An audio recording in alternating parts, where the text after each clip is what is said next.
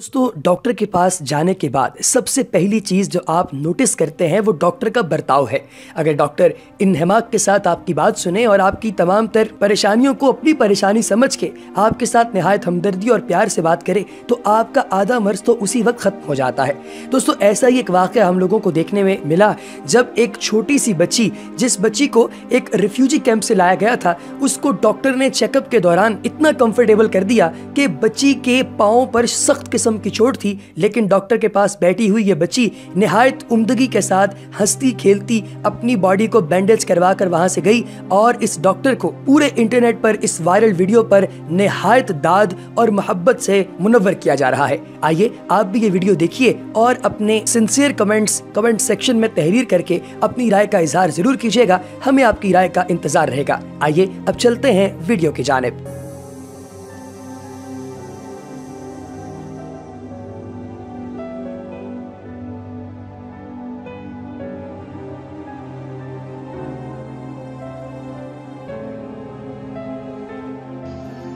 يلا ماريا الحلوة بدها تاخذ اياس الشوي.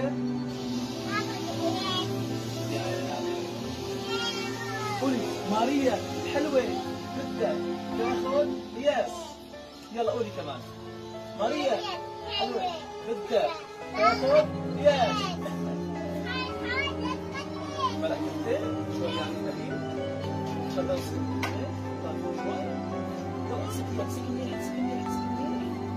يا سلام شلونك تتعلم تصنيع اغراض ماريا؟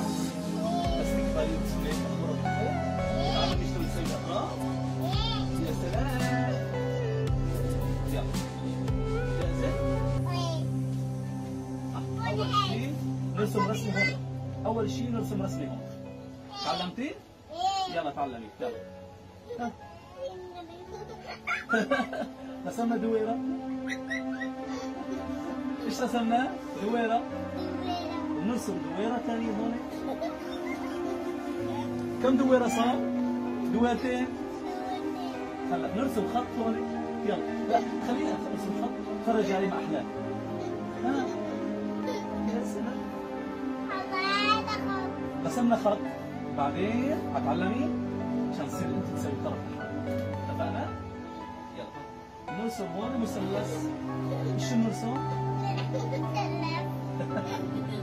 هلا في عندنا دويرة كبيرة. دويرة كبيرة. خلصنا؟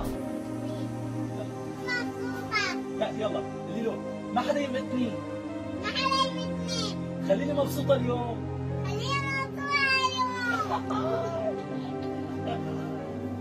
لا أنا ماريا الحلوة. بركب اجر اليوم.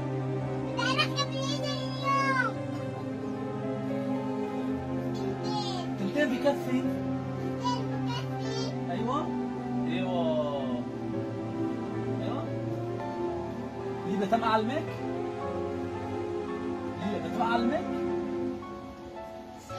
بدي اتنقل اعلمك.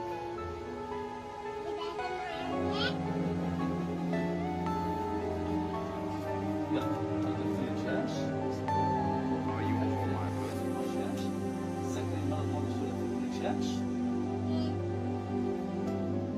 هلا المرة الجاي انت تسوي طرف لحالك. اتفقنا؟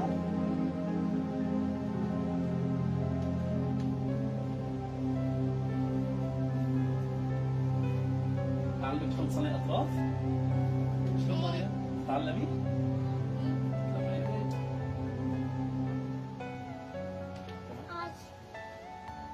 يلا هي وحدة ثانية عشان تطلع حلوة كثير كثير كثير.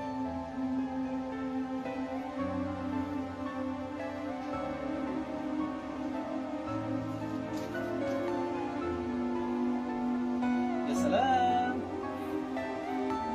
مريم حلوة. يا سلام يا سلام. هي جبصين عشان ناخذ قلم. عندك قطة في البيت؟